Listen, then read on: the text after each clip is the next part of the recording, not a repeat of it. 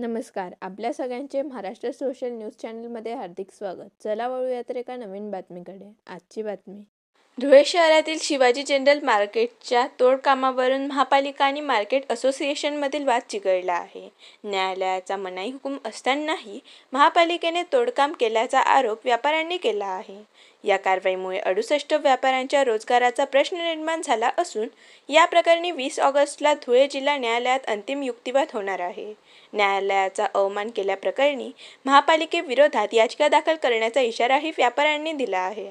आमच्याकडे कोर्टाचा स्थगन आदेश ते ऑर्डर होता, पण त्यांनी सगळे अधिकारी आणि त्या घटनास्थळी सगळ्यांना ते स्टेची कॉपी दिली होती. सगळ्यांनी त्यांना नकार दिला. त्या दिवशी नकार दिला की तुम्हाला स्टे नाही. आणि आता 14 तारखेला 21 तारखेला आता 2 ते 3 तारखेला आम्ही 2-3 तारीख गेले. आम्ही कोर्टाला दाद मागितली की आम्हाला कन्फर्म करून द्या, आम्हाला स्टे 13 तारखेला होता नव्हता.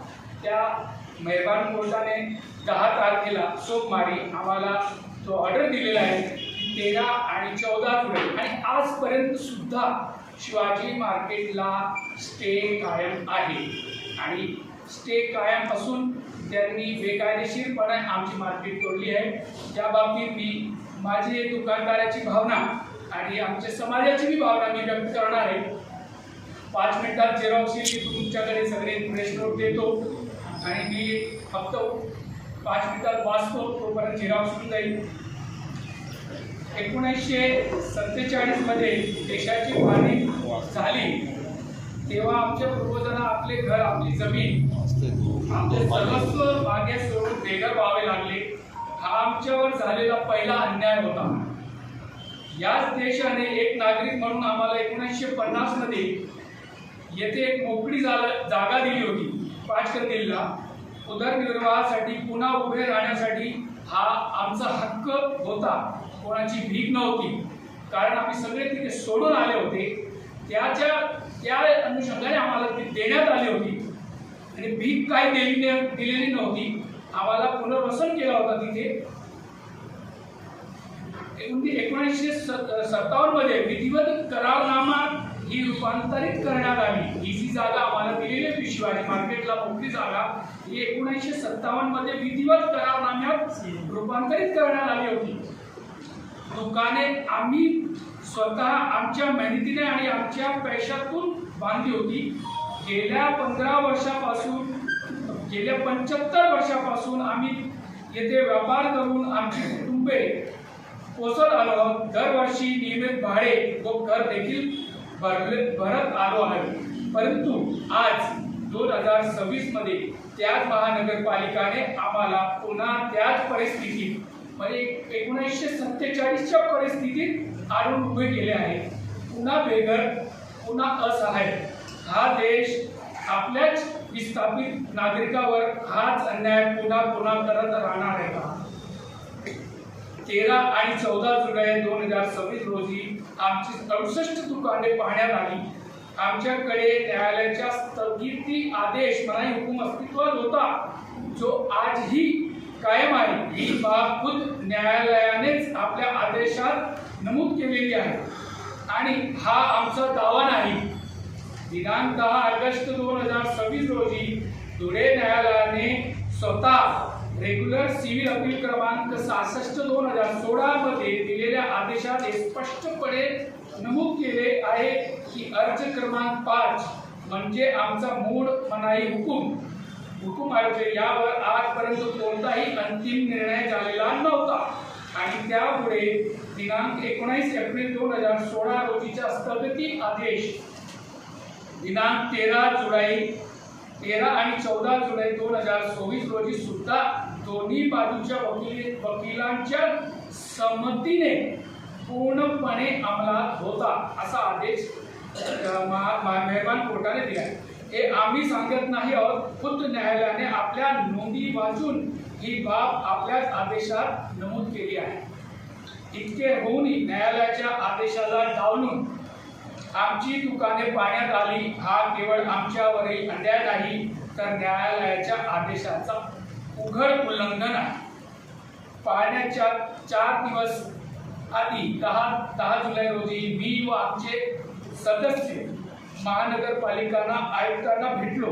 आयुक्तांनी त्या दिवशी पूर्ण बिल भरण्याचा आग्रह धरला आणि स्पष्ट धमकी दिली की जर पैसे भरले नाही तर 13 जुलै रोजी मार्केट पाडले जाईल. इतके होऊनही आम्ही कोणताही वाद किंवा संघर्ष केला नाही. आम्ही कायद्याचा मार्ग निवडला.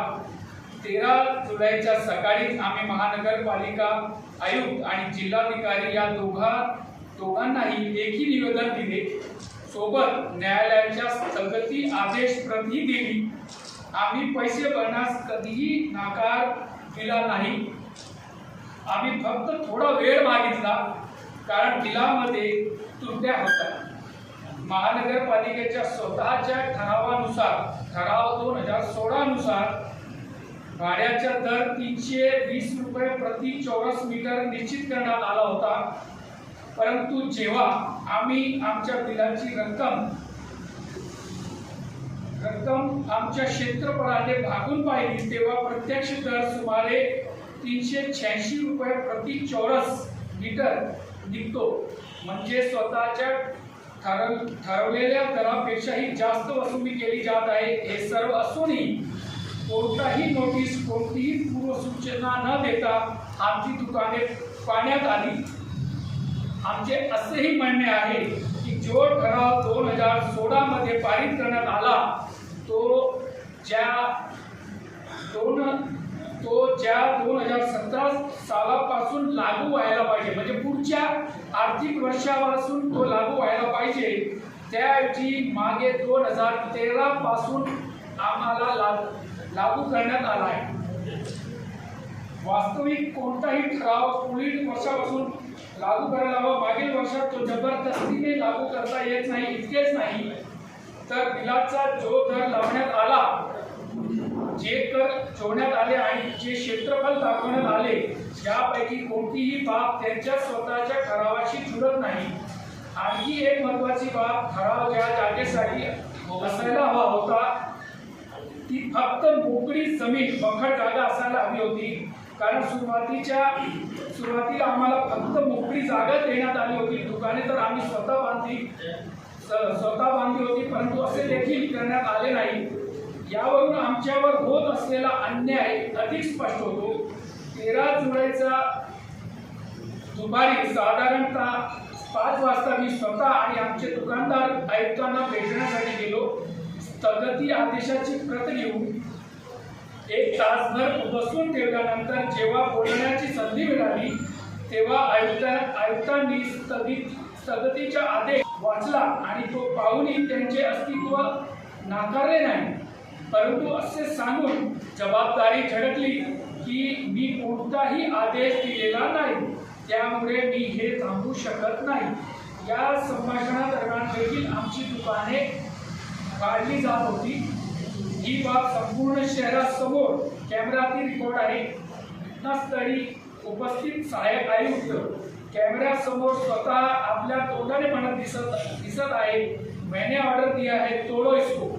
हा व्हिडिओ आजही उपलब्ध आहे, कोणीही तो पाहू शकतो. एका बाजूला आयुक्त म्हणतात की त्यांनी कोणतीही आदेश दिलेले नाही, दुसऱ्या बाजूला घटनास्थळी उपस्थित अधिकारी स्वतः कॅमेऱ्यात आदेश दिल्याचे कबूल करत दिसत आहे. हे स्वतः बरे सांगून जात आहे. त्याच रात्री 13 जुलै रोजी सुमारे 9 वाजता जेव्हा आम्हाला जबरदस्तीने आमचे सामान हलवण्यास भाग पाडले जात होते तेव्हा आमच्या संस्थेत आमचे समाजाचे अध्यक्ष श्री ललित सतदेव तनेजा यांनी स्वतः आयुक्तांना फोन करून थोडा अधिक वेळ मागितला. सुरुवातीला आयुक्तांनी सकाळी 6 वाजेपर्यंत वेळ देण्यास सांगितले.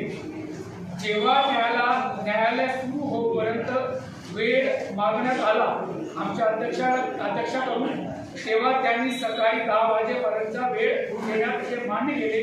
तितके असूनही दुसऱ्या दिवशी सकाळी मार्केट पाडण्याचे काम थांबण्यात आले नाही, उलट ते सुरू ठेवण्यात आले. आमचा सर्व माल, सर्व सामान, कोट्यावधीचे नुकसान एका दिवसात संपवण्यात आले. आमची मुले तेथे उपस्थित होती जेव्हा पोलिसांनी आमच्या लोकांना मारहाण केली आणि त्यांना विनाकारण पोलीस ठाण्यात नेले. कोणावर कोणताही गुन्हा दाखल नव्हता, कोणताही FIR नव्हती, तरीही आम्हाला तासनतास ताब्यात ठेवण्यात आले. आज आमची 68 कुटुंबे रस्त्यावर आली आहेत. ना दुकान आहे, ना उत्पन्नाचे साधन. आम्हाला व्यापाऱ्याचे पैसे द्यायचे आहेत, बँकेचे कर्ज आहे, मुलांची शाळेची फी आहे, आई वडिलांची औषधे, ग्राहकांकडून पैसे घेणे बाकी आहे. सर्व संपले आहे.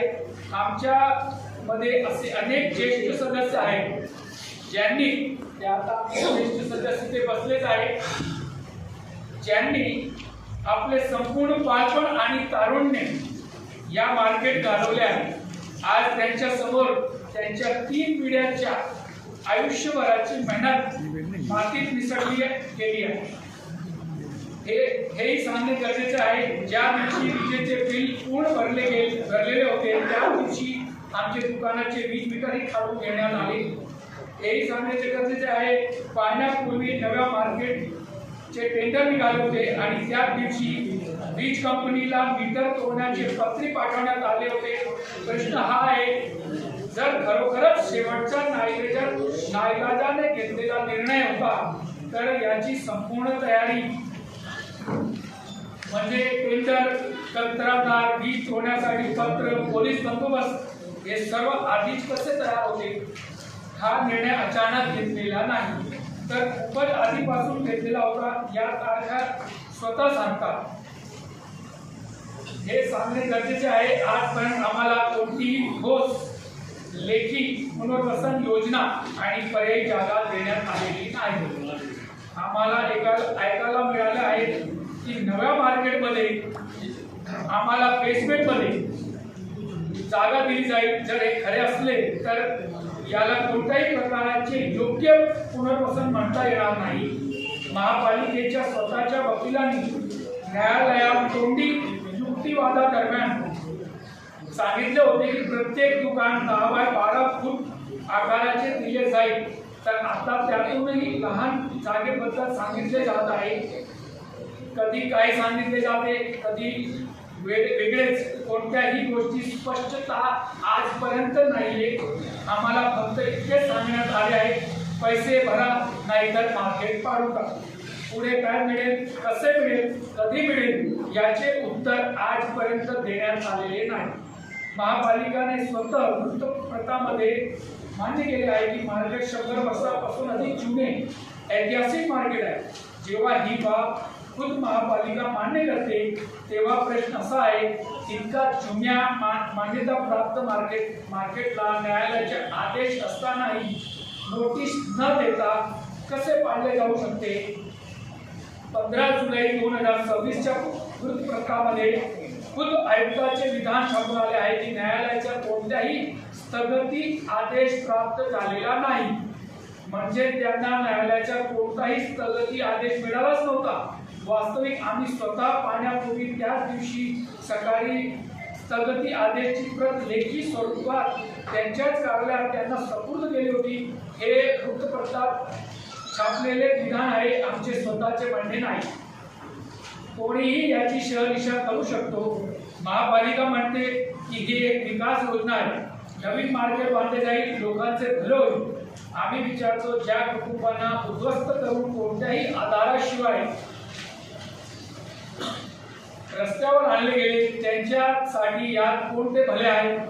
भले नाही. हा सरळ अन्याय आहे. आम्ही विकासाच्या विरोधात नाही. आम्हाला फक्त इतकेच हवे आहे की विकास न्यायाने व्हावा.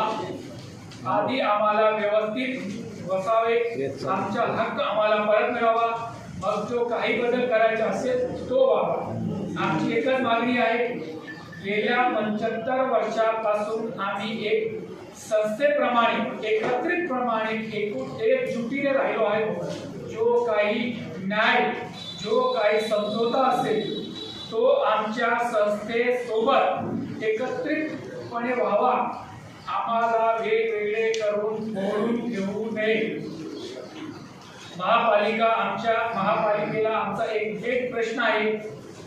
तुम्ही स्वतः न्यायालयातील आणि संपूर्ण धुळे शहरासमोर हे सांगितले आहे की नवीन मार्केट बांधल्यावर आम्हालाच दुकाने दिली जातील. जर तुमचा हा हेतू खरोखरच आहे तर आधी संस्था फोडणे, आम्हाला एक एक करून वेगळे करणे याची गरज काय? जे द्यायचे आहे ते संस्थेसोबत मिळून एकत्रितपणे का दिले जाऊ शकत नाही? याचा एकच अर्थ असतो, उद्देश दुकान देणे नसून आमची एकजूट संपवणे आहे.